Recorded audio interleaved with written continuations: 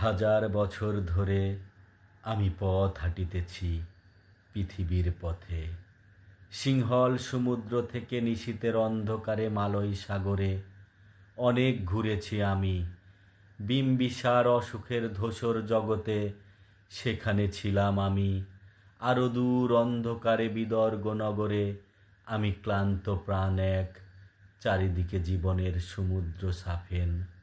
আমারে দুদণ্ড শান্তি দিয়েছিল নাটোরের বনলতা সেন। চুলতার কবেকার অন্ধকার বিদিশার নিশা, মুক্তার চাবস্তির কারুকার্য, অতিদূর সমুদ্রের পর হাল ভেঙে যে নাবিক হারাইছে দিশা। সবুজ ঘাসের দেশ যখন সে চোখে দেখে দারুচিনি দ্বীপের ভেতর, তেমনি দেখেছি তারে অন্ধকারে। বলেছে সে, এতদিন কোথায় ছিলেন? পাখির নীড়ের মতো চোখ তুলে নাটোরের বনলতা সেন। সমস্ত দিনের শেষে শিশিরের শব্দের মতন সন্ধ্যা আসে। ডানার রৌদ্রের গন্ধ মুছে ফেলে চিল।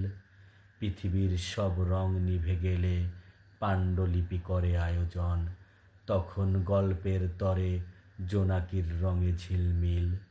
সব পাখি ঘরে আসে, সব নদী ফুরায়ে জীবনের সব লেনদেন। থাকে শুধু অন্ধকার, মুখোমুখি বসিবার বনলতা সেন।